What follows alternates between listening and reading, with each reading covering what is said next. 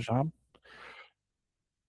Olá para quem está vendo essa gravação desse encontro do Genefil do grupo de psicanálise. Estamos hoje no segundo encontro do livro Psicologia do Inconsciente do Jung. E vamos que vamos ver se a gente termina a nossa novela mexicana.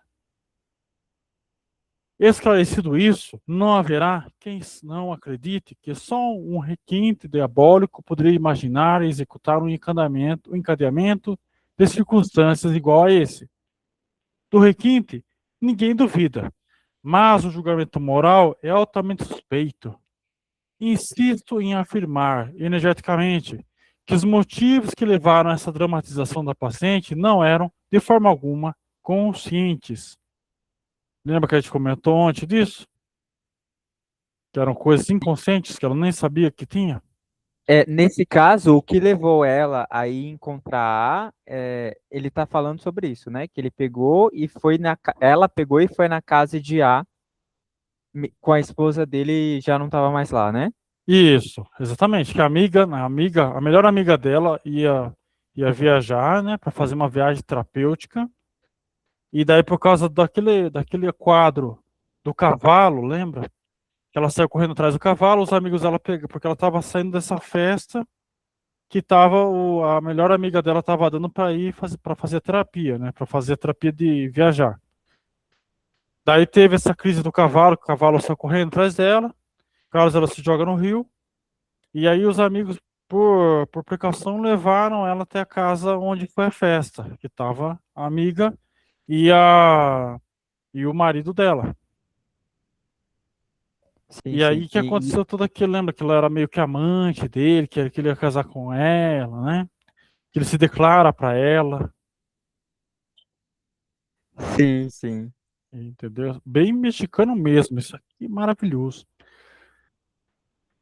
Parecia que tudo lhe acontecera por acaso, sem que tivesse consciência de qualquer dos motivos. Mas todos os antecedentes deixam bem claro que tudo estava inconscientemente programado para esse fim. Enquanto isso, a consciência esforçava-se para levar a bom termo o seu noivado com B. A compulsão inconsciente de seguir pelo outro caminho foi, entretanto, mais forte. É engraçado que ele fala compulsão inconsciente. O Freud também tem isso lá no compulsão à repetição, que está no livro Além do Princípio do Prazer, né, o artigo. Aqui voltamos às nossas considerações iniciais, isto é, a questão da origem do patológico, ou seja, o insólito, o exagerado da reação ao trauma, baseado em outras experiências. Suspeitei que nesse caso particular também havia, além do trauma, uma perturbação de ordem erótica.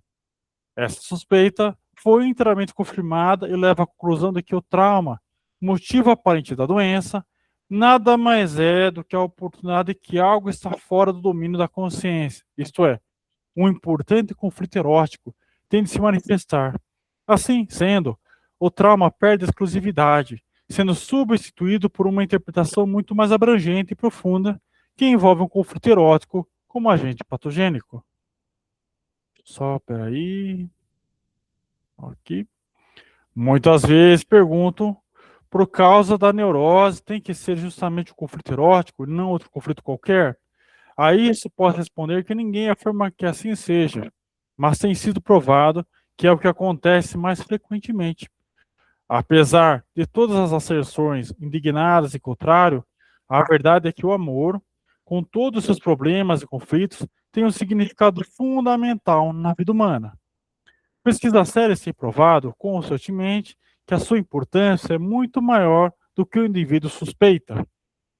Renunciou-se, portanto, à teoria do trauma por estar superada.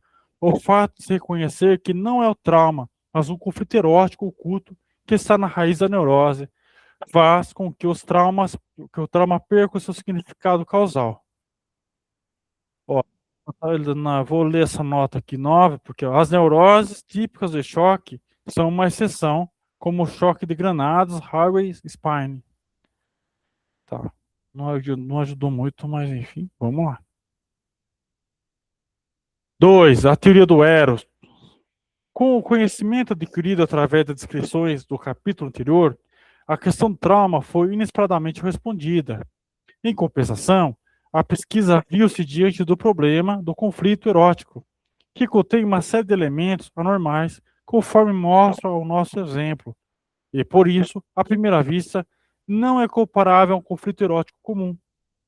O que chama a atenção, em primeiro lugar, de um modo quase inacreditável, é que sua aparência parece ser consciente, ao passo que a verdadeira paixão da paciente fica oculta. Nesse caso, não há dúvidas de que a relação verdadeira ficou na penumbra, enquanto só a relação aparente dominava o campo da consciência. Se formulássemos teoricamente essa realidade, obteríamos a seguinte proposição: na neurose, existem duas tendências que estão em estrita oposição uma à outra, sendo que uma delas é inconsciente. Isso aqui também é interessante. Formulei-a intencionalmente dessa forma genérica, pois quero salientar que o conflito gerador da doença, embora não deixe de ser um fator pessoal, também é um conflito da humanidade inteira, em vias de manifestar-se, porque o desacordo consigo mesmo é um sinal do homem cultural. O neurótico é apenas um caso específico da pessoa humana em conflitos consigo mesma, tentando conciliar dentro de si a natureza e cultura. Olha que definição legal do neurótico. Como é sabido, o processo cultural consiste na repressão progressiva do que há de animal no homem. É um processo de domesticação que não pode ser levado a efeito sem que se insurja a natureza animal, sedenta de liberdade. De tempos em tempos, como de que uma onda de embriaguez varre a humanidade, que vai se escravando dentro da coação cultural, a antiguidade experimentou isso na onda das orgias dionisíacas, vindas do Oriente, que depois se integraram como um elemento essencial e característico da cultura antiga. Seu espírito contribuiu, em larga escala, para que o ideal histórico das numerosas seitas e escolas filosóficas do último século a.C. evoluíssem para a ascese e ao caos politeístico daquele tempo desse origem às religiões ascéticas de Mitra e de Cristo. Uma segunda vaga de embriaguez dionisíaca de libertação percorreu a humanidade ocidental durante a Renascença. É difícil fazer o julgamento crítico do tempo que se vive. A série de questões revolucionárias levantadas na segunda metade do século passado incluía uma questão sexual que suscitou toda uma corrente literária. Nesse movimento radicam também os primórdios da psicanálise. Isso influiu consideravelmente na evolução unilateral da sua formação teórica. Ninguém fica completamente imune à influência das correntes contemporâneas. Assim, é que a questão sexual foi visivelmente relegada para um segundo plano, dada a preeminência dos problemas políticos e ideológicos. Contudo, isso em nada altera o fato básico de que a natureza instintiva do homem sempre colide com as barreiras culturais. Os homens vão mudando, mas o fato permanece o mesmo. Hoje em dia, sabe-se que nem sempre é só a natureza instintiva animal que está em desacordo com a coerção cultural. Muitas vezes, novas ideias são premidas do inconsciente para a luz do dia, entrando em choque com a cultura dominante, tanto quanto os instintos. Atualmente, seria fácil estabelecer uma teoria política da neurose, uma vez que o homem atual está sendo agitado principalmente por paixões políticas, as quais a questão sexual constitui apenas um preâmbulo sem maior importância. É possível que ainda se venha constatar que os abalos políticos não passam de precursores de uma compulsão religiosa e repercussões muito mais profundas. O neurótico participa sem ter consciência das correntes dominantes de seu tempo, que estão configuradas em seu próprio conflito. Pode clicar aqui. Vamos conversar um pouquinho? Pode. Beleza, então a conclusão que ele teve no capítulo anterior foi a seguinte: a experiência que cada um tem frente a um momento de histeria está relacionada às suas experiências passadas, né? Então associa, por exemplo, essa questão do cavalo que a mulher teve, à experiência que ela teve lá na infância de fugir dos cavalos, Uhum. mas ele considera que o que de fato dá base para a neurose são os conflitos da sexualidade, certo? São os conflitos do inconsciente. Do inconsciente. Olha, vamos lá. Ele até coloca aqui, ó, quer ver, ó? Cadê? Ele coloca aqui bem no meio do, ó. Cadê? Esse Ah, último parágrafo fala, olha, se você baixar mais um pouquinho, ou esse também, enfim. O fato de se reconhecer que não é o trauma, mas um conflito erótico oculto que está na raiz da neurose, faz com que o trauma perca o seu significado causal. uhum. Então, assim, a experiência de histeria de cada pessoa está ligada ao trauma, mas ele considera que não é o trauma em si a causa, né? Mas Uhum. sim um conflito erótico oculto. Sim, E aí o que ele está tentando fazer nesse capítulo 2 é explicar um pouco melhor o que seria esse conflito erótico oculto. isso, porque ele fala da teoria dos eros, né, do eros. Aí, Eros está é, relacionado ao corpo, às pulsões sexuais, né? isso. Daí ele vai falar aqui, ó, ele dá até uma definição até que eu até falei, ó. O neurótico é apenas um caso específico da pessoa humana em conflito consigo mesma, tentando conciliar dentro de si natureza e cultura. Isso daqui, até foi bom você perguntar, você que lembrar que lá em cima, naquele caso lá, também existia aquela relação entre o noivo da melhor amiga e a moça lá do trauma. Lembra? E nesse caso, Por quê? Porque na natureza dela ela queria ficar com o cara. Mas culturalmente, você não pode ter, pelo menos naquela época, você não vai ter um. Você não pode fazer essa traição com a melhor amiga dela. entendi.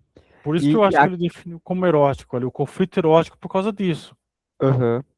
E aí ele considera a cultura como se fosse tudo ao redor, né? Então, cultura, religião, crenças, leis, Uhum. hábitos da sociedade, o que gera vergonha, o que gera admiração e honra, Política. política. Uhum. E ele considera que o neurótico é um caso, é justamente o que tá aí, né? É um caso específico da pessoa humana. Toda pessoa humana passa por esse conflito entre natureza e cultura. Sim. Mas tem algumas pessoas que é muito difícil isso. Aí elas procuram a terapia. De certo modo, todo mundo é um pouco neurótico, é um pouco narcisista, é um pouco psicótico. Nós somos um pouquinho de um monte de coisa. O problema é quando desequilibra isso e a pessoa não sabe lidar com isso. Aí ela vai procurar uma terapia. Vai entender como é que lida com isso. Entendi. E um termo que eu já ouvi é normólise, que é o fato de a gente ter uma certa construção do que é o normal, do que é o aceitável, e Uhum. muitas das vezes essa construção do que é o normal e o aceitável também é doentia. Sim, porque isso também pode ser um falso self, né? Lembra que a gente fala da questão do Cortez, mas é uma teatralização. Aham. Lembra que aqui nesse texto mesmo, se não me engano, não, nesse texto, naquele da Elizabeth Rodnesco, ela fala que o neurótico ele tem algumas características teatrais, lembra? Que Sim, ela fala sim. uma coisa assim, mais ou menos que a pessoa faz algumas coisas que parece que está meio que atuando, uma coisa assim. Sim, sim. Faz sentido o que eu estou falando? Estou viajando aqui também.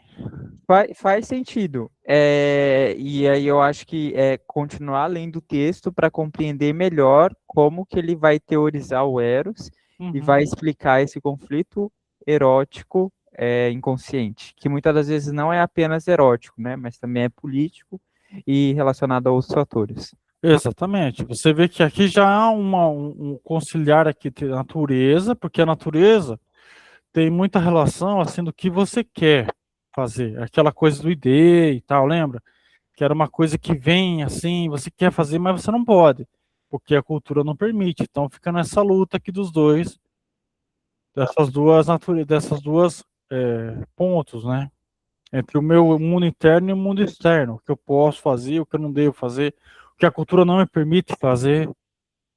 Sim, só que eu também acho interessante, porque Hum, às vezes dá a sensação que a ID é aquilo que nos é, né? Que nos uhum, define, aquilo que é interno. Mas não necessariamente, né? Porque a gente também internaliza a cultura e a gente também produz cultura. uhum, E não necessariamente dá vazão a todos os nossos desejos, todas as nossas pulsões, seja a forma mais adequada de lidar com os nossos IDs.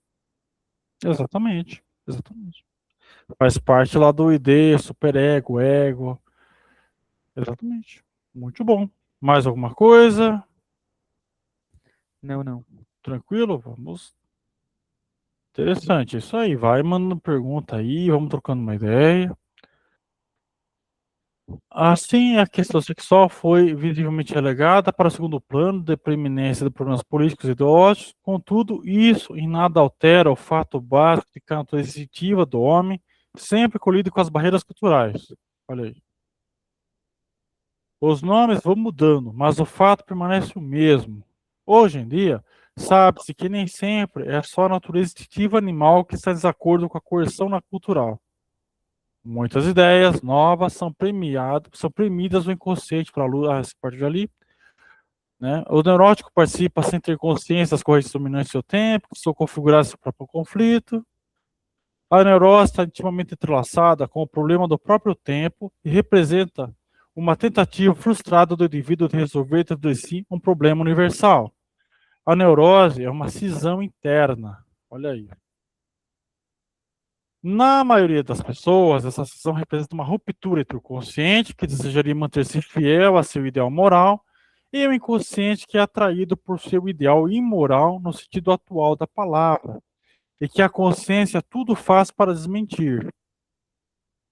Olha aí, agora explicou um pouco melhor aquele parágrafo que a gente viu lá para cima. Esse tipo de pessoa é o daquele que gostariam de ser mais decentes do que no fundo são. No entanto, o conflito também pode dar-se no sentido inverso a pessoas aparentemente muito indecorosas e desprovidas de conversões. No fundo, isso não passa de uma atitude pecaminosa, pois nelas o lado moral está no fundo, no inconsciente, da mesma forma que a natureza imoral do homem moral. Por isso, sempre que possível, os extremos devem ser evitados, porque provocam a suspeita do contrário. Olha que interessante. Foram necessárias essas considerações de ordem geral para tornar o conceito de conflito erótico mais compreensível. A partir dessa colocação, poderemos discutir, por um lado, a técnica psicanalítica e, por outro, a questão de terapia. Essa técnica implica. Opa, pode falar. Ele considera moral aí como as coisas que a pessoa entende como certo e errado, e nem só as coisas que a pessoa entende como certo e errado, né? Mas as coisas que as pessoas à sua volta entendem como certo e errado. Uhum. Sim, exatamente. Ele fala assim, exatamente, é um jogo, né, que tem, né, entre o que a pessoa acha, o que a cultura acha, e que tudo vai meio que tentando se equilibrar, né? Sim, porque e uma coisa que eu achei muito interessante quando ele vai falar como conscientemente acontece isso, conscientemente a pessoa quer fazer o que é certo, né? Quer fazer o que é o moral, Uhum. e a consciência tenta até mesmo convencer a pessoa de que aquilo que é imoral, de que aquilo que é da natureza, né? Que é da natureza imoral, não é tão forte assim, etc. É como se fosse um mecanismo da consciência para evitar que o inconsciente viesse à tona. Isso, seria tentando dizer, não faz isso porque não sei o quê. Ela vai meio que tentando podar, né? Entendeu? Vai meio que no. Por isso que ele fala dessa. é, Esse tipo de pessoa é daquele que gostaria de ser mais. Cadê? Ele fala um pouco mais isso aqui mais pra cima, quer ver? Ó, na maioria, essa decisão representa uma ruptura, quer dizer, é manter-se fiel ao seu ideal moral.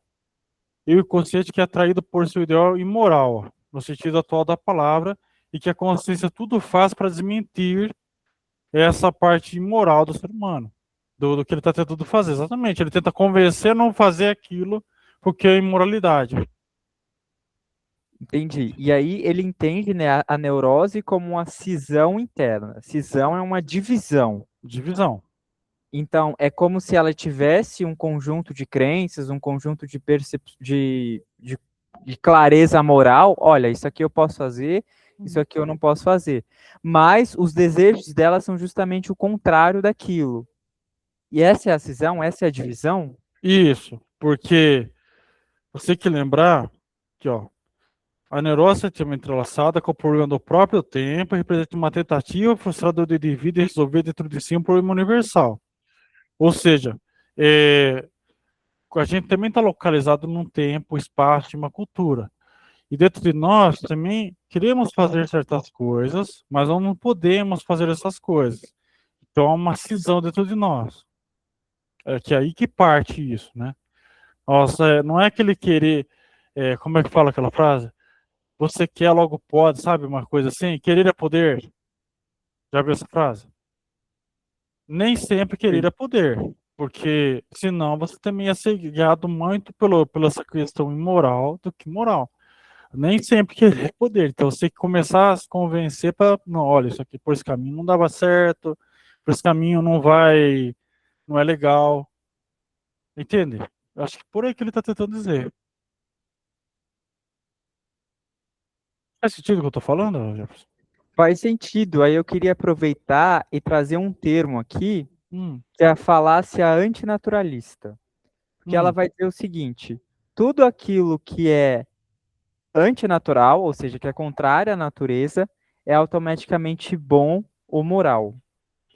hum, E eu também acho que eu já escutei a falácia naturalista, enfim, mas eu já escutei muito que quando a gente constrói a moralidade, quando a gente discute, né, o que é certo, o que é errado, o que pode, o que não pode, a gente descreve isso numa escrita prescritiva. Você tem que fazer isso, você precisa fazer aquilo, você não pode ultrapassar tal coisa. hum, A gente não trata disso como uma descrição de um fenômeno que já acontece, mas a gente trata como regra.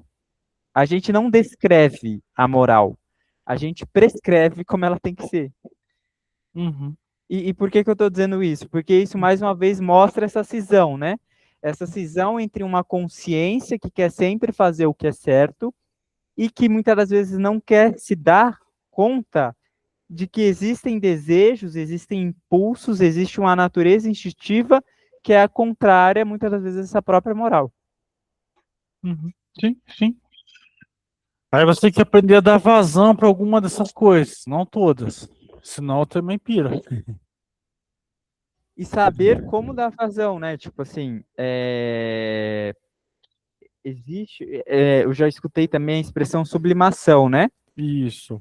Que é uma forma da gente expressar determinada pulsão, mas de um modo que ela seja admirável. Útil, né? Exatamente. Admirável, útil, bela, alguma coisa assim. Exatamente, exatamente. A sublimação, ela é um dos mecanismos de defesa, mas é o único, se eu não me engano, que ele tem justamente algo, um fim mais útil, um fim mais, não é uma coisa assim, tipo, o que você faz com suas pulsões, né? Então, por exemplo, se é uma pulsão sexual, então a pessoa vai querer fazer sexo, se é uma pulsão não sei o quê. Então a pessoa sente essa vontade, essa pulsão, em vez de ela ir fazer sexo, ela vai correr. Entendeu? Em vez dela fazer sexo, ela vai, ou em vez dela beber, ou em vez dela fumar, ela vai pintar, vai tocar uma música no piano, no violão. Então ela vai dando essa vazão, muitas vezes. Mas é claro que algumas vezes dá uma recaída, porque o ser humano é complicado. Ser humano é complexidade, né? Se fosse muito simples, a gente também não ia gostar.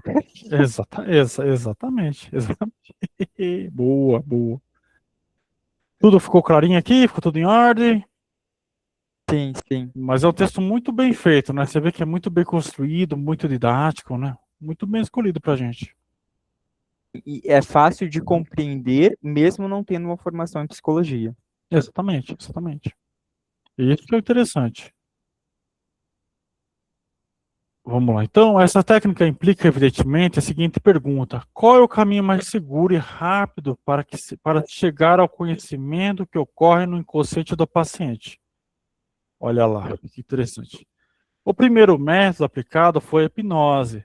O paciente era interrogado em estado de concentração hipnótica, olha lá, que a gente falou antes de concentração, ou então era induzido à produção espontânea de fantasia no mesmo estado, que isso é muito comum, que a gente também falou ontem, né? Você vê, a gente já cantou essa bola ontem. Hoje, esses métodos ainda é empregado ocasionalmente, mas comparando a técnica atual de yoga obsoleto e muitas vezes satisfatório.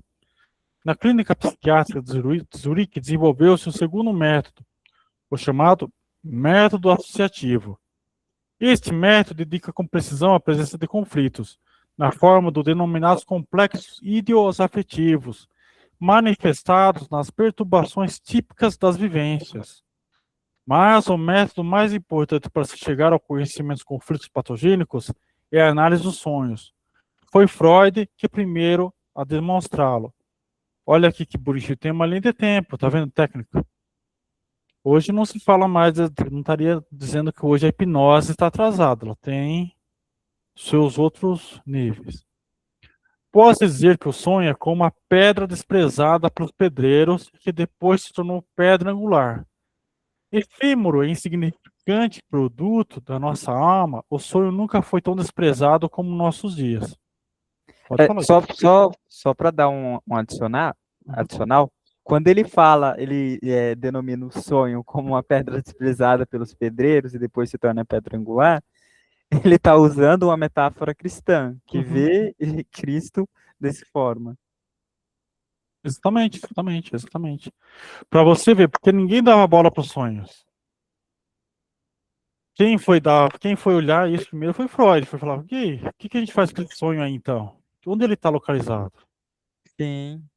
Entendeu? Esse foi um ponto ali de virada, né, na psicanálise. Efêmero e insignificante, produto da nossa alma, o sonho nunca foi tão desprezado como em nossos dias. Antigamente era muito valorizado como prenunciador do destino, admoestado e consolado como um emissário dos deuses. Isso aqui, inclusive, gente, que está vendo essa aula depois, Aristóteles escreveu um livro sobre isso, tá? Chama alguma coisa dos sonhos, uma coisa sonhos e precognição, uma coisa assim. Tem um nome assim que eu não lembro agora, mas Aristóteles escreveu um livro só sobre sonhos. Aristóteles é bárbaro, hein? Hoje é utilizado como porta-voz do consciente, sua função é revelar os segredos que a consciência conhece. Realmente o faz com incrível perfeição. O sonho manifesto, o sonho tal como nos lembramos dele, segundo Freud, é como a fachada de uma casa. À primeira vista, nada revela seu interior que fica oculto por trás da chamada censura dos sonhos, permitindo-se que a pessoa fale sobre os detalhes de seus sonhos. Obedecia a determinadas regras técnicas. Vemos que as ideias que lhe ocorrem seguem todas uma mesma direção, concentrando-se em torno de um assunto específico, de significado pessoal. Inicialmente, essas ideias assumem um sentido que se dissimulava por trás do enredo do sonho. Uma análise comparativa, minuciosa nesse sentido, pode revelar, no entanto, a relação sutilíssima dos seus menores detalhes com a fachada do sonho.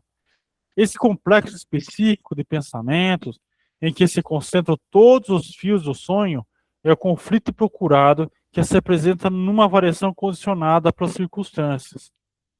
Na opinião de Freud, o lado desagradável e compatível do conflito fica tão velado ou diluído que se pode falar em realização de desejo. É evidente que os casos de satisfação de desejos expressos, como sonhos e sensações corporais, ocorrem raramente, mas existem. Por exemplo, acontece com uma sensação de fome manifestada durante o sono, pode ser satisfeita por um sonho em que o desejo de comer é aplacado por uma farta refeição. Outro exemplo seria o sonho que se tem na hora em que é preciso levantar-se, quando você quer continuar dormindo, ou o desejo é satisfeito sonhando-se que já se levantou, e assim por diante. Mas são poucos sonhos assim tão simples. De acordo com Freud, também, existem desejos inconscientes compatíveis com as ideias conscientes do estado desperto. São os desejos desagradáveis que preferimos não conhecer. Entretanto, são justamente os elementos formadores dos sonhos. Por exemplo, uma filha que tem um amor carinhoso pela mãe. No entanto, para grande desespero seu, sonha com a morte da mãe. Freud diria que essa filha tem o desejo penoso, mas inconsciente de que a mãe, contra quem nutre resistência secreta, desapareça deste mundo o mais breve possível. Mesmo a filha mais irrepreensível pode ter tais desejo. No entanto, ela os repeliria violentamente, caso quiséssemos responsabilizá-la por isso. Aparentemente, o sonho manifesto não satisfaz nenhum desejo, mas exprime temor e preocupação, ou seja, exatamente o contrário do suposto impulso do inconsciente. Ora, é sabido que o excesso de preocupação, frequentemente com razão, suscita o suspeito do contrário. O leitor crítico terá razão em perguntar: será exagerada a preocupação expressa no sonho? Peraí. São incontestáveis os sonhos desse tipo, em que aparentemente não há menor indício de realização de desejo. O conflito elaborado no sonho é inconsciente. O mesmo se dá com a respectiva tentativa de solução. Existe na filha, que teria sonhado com tendência real de afastar a mãe, na linguagem do inconsciente, isso significa morte. É óbvio que ela não pode ser considerada responsável por essa tendência, pois, para seus irmãos exatos, não foi ela quem fabricou o sonho, mas sim o seu inconsciente. É este que tem a tendência de afastar a mãe sem que a filha o saiba. O fato dessas coisas se manifestarem nos sonhos prova, justamente, que não são pensados conscientemente. A filha não compreende por que a mãe deveria sumir da sua frente. Pois bem, sabe-se que uma certa camada do inconsciente contém tudo o que ficou perdido em termos de reminiscência e todos os impulsos infantis que não puderam ser utilizados na vida adulta. Posso dizer que quase tudo o que vem no inconsciente tem primeiramente um caráter infantil. Assim, também esse desejo, que parece muito simples, papai, quando a mamãe morrer, você se casa comigo, não é? Tal desejo infantil, assim expresso, substitui um desejo recente, mas doloroso, por motivos ainda não apurados de casar. Esse pensamento, ou melhor, a seriedade da sua intenção é, por assim dizer, recalcada no inconsciente, exprimindo-se necessariamente de modo infantil, uma vez que o material de que dispõe o inconsciente é composto em grande parte de reminiscências infantis. No sonho, consideração, trata-se aparentemente de um impulso infantil de ciúme. De certa maneira, a filha está apaixonada pelo pai, daí o desejo de afastar a mãe. Seu verdadeiro conflito, porém, é o seguinte: de um lado, gostaria de se casar, mas de outro, não consegue assumir a decisão. É assaltada por dúvidas, como nunca se sabe no que vai dar, será que é o homem certo, etc. Por outro lado, a vida na casa dos pais é tão boa, vou ter que me separar da mãezinha querida, tornar-me adulta e independente, será que vou conseguir? No entanto, percebe a seriedade da questão do casamento, que exige uma tomada de posição e não permite recuo para os braços de papai e mamãe, envolvendo a família toda no problema que o destino lhe propõe. Deixou de ser a criança de outra hora e agora é alguém que quer casar. Ela se citou como tal, isto é, com o desejo de conquistar um homem, mas a família, o homem é o pai, e é nele que recai, sem que a filha perceba, o desejo de conquistar um homem. Mas isso é incesto. Daí resulta uma intriga incestuosa secundária. Mas, na opinião de Freud, a tendência incestuosa é primária, a verdadeira razão pela qual a filha não consegue decidir-se pelo casamento. Para ele, as outras razões invocadas não têm grande importância. Em relação a essa interpretação, vem sustentando há muito tempo o ponto de vista de que o aparecimento ocasional do incesto não prova a existência de uma tendência universal para o incesto, assim como o assassinato não revela a existência do prazer de trucidar como fonte geradora de conflito em todos os homens. Mas também não pretendo negar que em cada indivíduo exista potencialmente a possibilidade de cometer qualquer crime. Mas, entre a existência do germe e o conflito real, com a cisão da personalidade, da resultante, como é o caso da neurose, há uma diferença colossal. Uma coisa, alguma dúvida, tranquilo? Tranquilo. Quando se acompanha atentamente a história de uma neurose, sempre se depara com o momento crítico do aparecimento de um problema do qual o indivíduo se desviou. Ora, esse desviar-se é uma reação tão natural e constante como a preguiça, o comodismo, a covardia, o medo, o não saber e a inconsciência que estão em sua base. Em geral, hesitamos diante de coisas agradáveis, difíceis e perigosas, e delas não nos aproximamos. A meu ver, essas razões são plenamente convincentes. A sintomatologia do incesto, que é inegável, foi vista por Freud com inteiro acerto, e parece ser um fenômeno secundário mórbido. Muitas vezes o sonho apresenta pormenores aparentemente pueris, à primeira vista ridículos e extremamente sem pé nem cabeça, deixando-nos quando muito intrigado. Por isso, no primeiro momento, sempre há uma resistência a vencer, antes de nos darmos seriamente ao trabalho paciente de desenrolar, fio por fio, a trama emaranhada. Quando finalmente deparamos com o verdadeiro sentido de um sonho, já penetramos no âmago do segredo de quem sonhou e vemos, cheio de espanto, como um sonho aparentemente desprovido de sentido, engenhoso e só exprime coisas graves e importantes. Essa constatação requer, da nossa parte, um maior respeito para o que se chama de superstição da interpretação de sonhos, que o racionalismo da nossa época desprezou ostensivamente até agora. Pode falar. Eu quero dar ênfase nessa questão que ele chamou de racionalismo da nossa época. Porque conforme a gente vai percebendo essas questões do inconsciente, esses desejos que muitas das vezes são muito contrários ao que a consciência valoriza, a gente consegue perceber que o ser humano por si só não é apenas um ser racional. Uhum. Ele tem em si estruturas, desejos e pulsões que ele nem sequer consegue ter consciência delas, porque a partir do momento que ele tem consciência delas, isso gera um sofrimento, isso gera um questionamento sobre a sua própria moralidade, sobre a sua própria cultura, enfim. Então, é muito interessante que lá no fundo é uma crítica ao racionalismo, essa visão que o ser humano é 100% racional. Exatamente, exatamente. É uma crítica bem direta a isso, uma crítica bem direta. Exatamente. Tanto é que ninguém dava bola para o sonho, porque eles pensavam assim, isso aí não faz sentido. Aí Freud vai, olha, interpreta, começa a perceber, aí vem Jung, mostra isso também, que tem mais coisa ali, tem um emaranhado, como ele falou, de traumas, um emaranhado de coisa ali, que tem que ir aos poucos, ir decifrando, entendendo. Exatamente. Como diz Freud, a análise de sonho é a via regia para se chegar ao inconsciente, por conduzir aos segredos pessoais mais profundos, torna-se um instrumento de inestimável valor nas mãos do médico educador da alma. Ó, educador da alma, hein? Que bonito, hein? Isso é bonito demais, hein? O método Sim. analítico, em geral, é não só a psicanálise freudiana.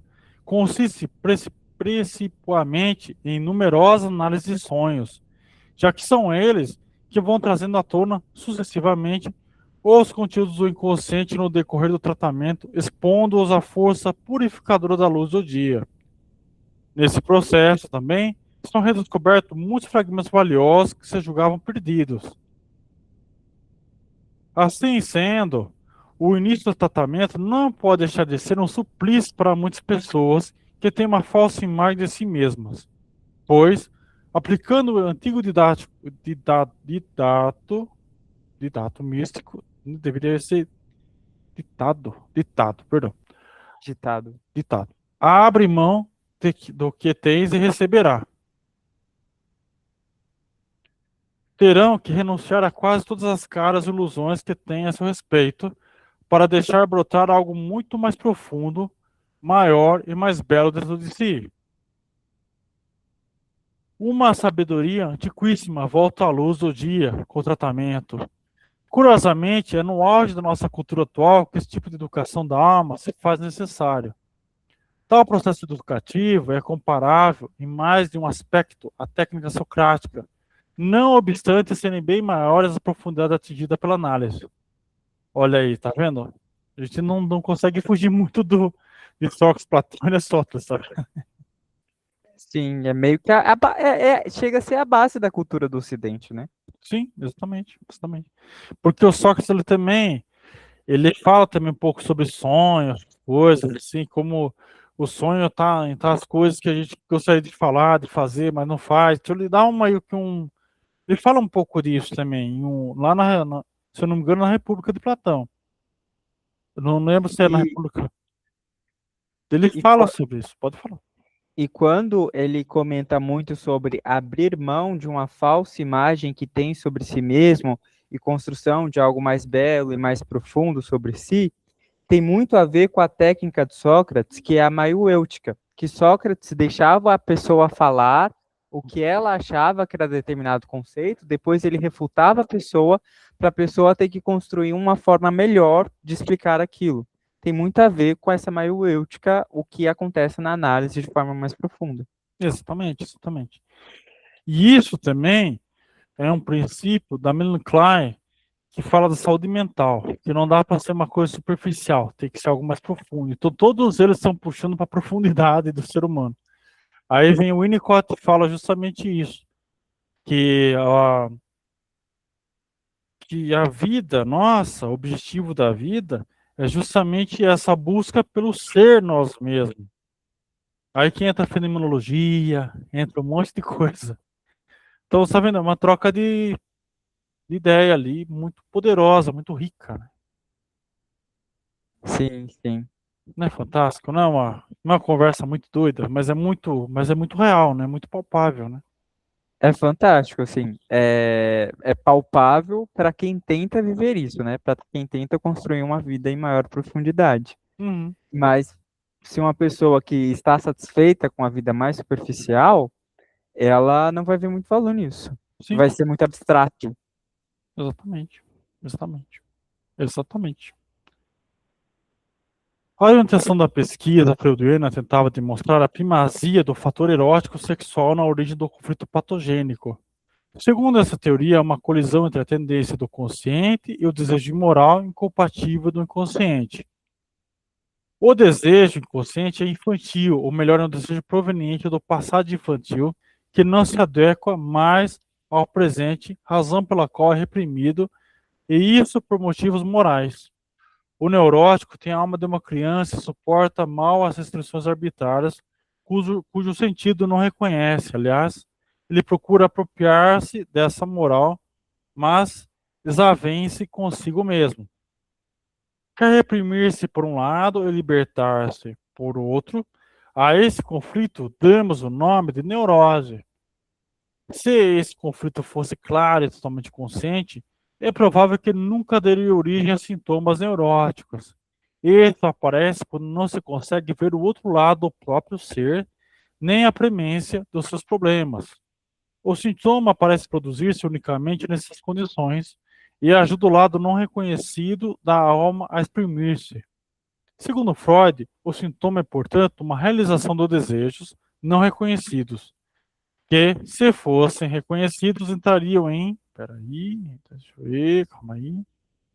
Ixi, agora lascou aqui. Bom, um minutinho que o tio tá apanhando aqui. Peraí, agora sim. Violenta oposição às convicções morais. Como já dissemos, ô, filho,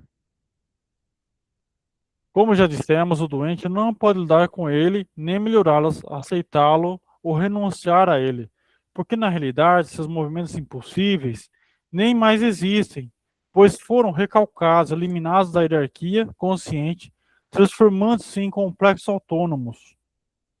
Pela análise, e só depois de vencer enormes resistências, Esses impulsos são desenvolvidos à tutela da consciência. Há pacientes que se vangloriam, dizendo que neles o lado sombrio não existe. Asseguram que não tem conflitos. Não veem, porém, que em compensação esbarram em outras tantas coisas, cuja origem desconhecem, tais como humores histéricos, artimanhas tramadas contra si mesmos ou contra o próximo, inflamações estomacais de origem nervosa, dores aqui e ali, irritabilidade sem motivo aparente e todo um séquito dos sintomas nervosos. A psicanálise de Freud foi acusada de libertar no homem os instintos animais, felizmente reprimidos, provocando com isso uma catástrofe de consequências imprevisíveis. Esse receio evidencia a pouca confiança que se deposita na eficácia dos atuais princípios da moral. Até parece que só a pregação moral pode impedir o homem de se precipitar numa libertinagem desenfreada. No entanto, a necessidade é um regulador muito mais eficaz, pois estabelece limites para a realidade, o que é muito mais convincente do que todos os princípios morais reunidos. É certo que a psicanálise pode tornar consciente todos os instintos animais, mas não como alguns interpretam para deixá-los entregues a uma liberdade sem freio, e sim para integrá-los num mundo, num todo harmonioso. Aliás, qualquer que sejam as circunstâncias, é uma vantagem poder dominar plenamente a personalidade. Caso contrário, os conteúdos reprimidos vão aparecer em outro lugar, estorvando o caminho. E isso não em pontos secundários, mas justamente nos pontos mais vulneráveis. As pessoas, quando educadas para enxergar claramente o lado sombrio da sua própria natureza, aprendem ao mesmo tempo a compreender e amar seus semelhantes. Pelo menos assim se espera.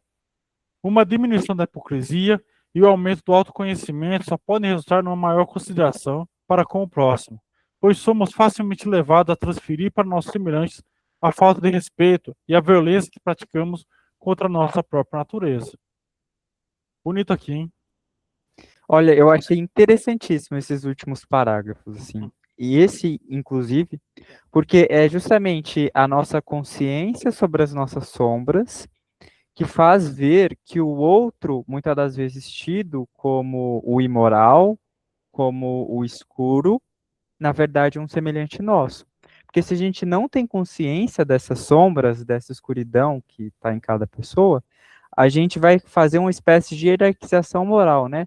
Ah, eu sou mais moral do que outra pessoa, eu sou melhor que outra pessoa.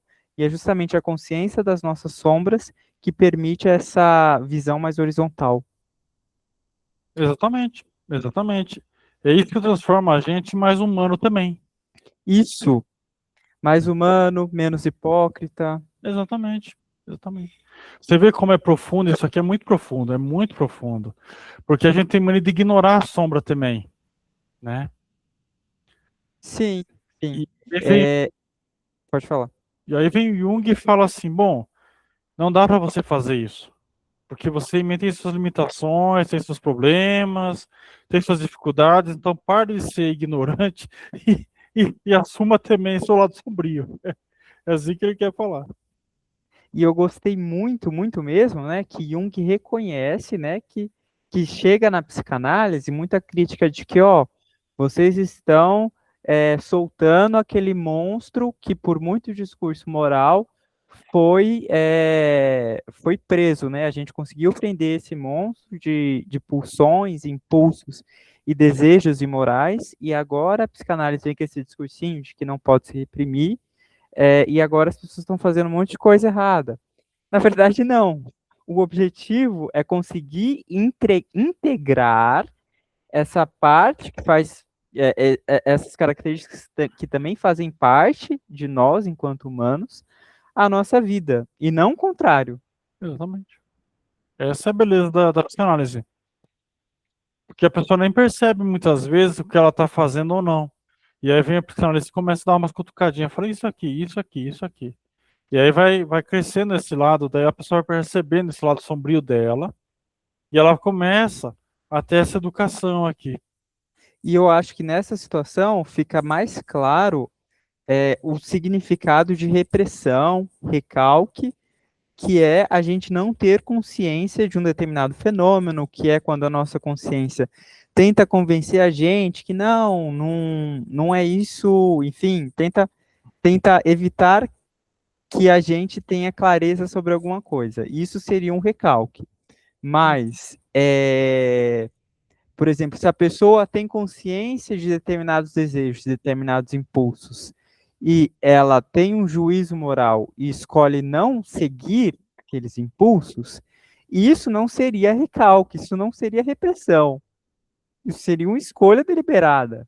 Uhum. Isso que eu acho que é muito importante a gente entender, porque parece que reprimir é não dar vazão à ID. Porque muitas vezes a gente não pode dar vazão a tudo que a ID quer. E o correto mesmo é ter esse juízo moral. Exatamente, exatamente. Deixa eu só ver aqui uma coisa aqui para.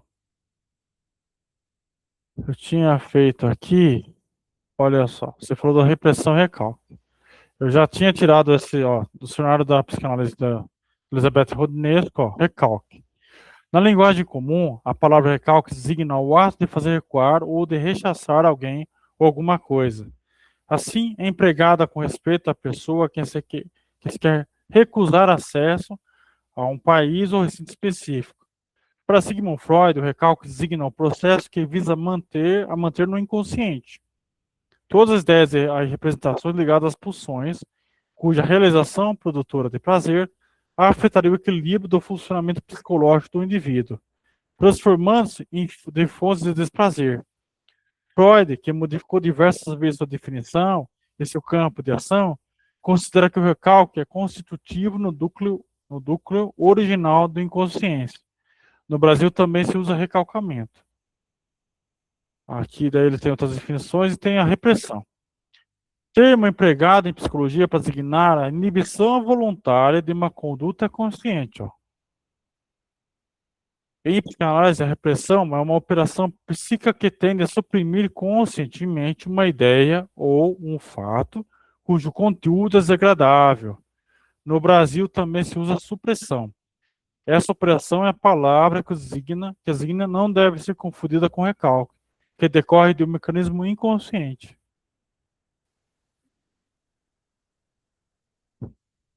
Pode, voltou, caiu, voltou.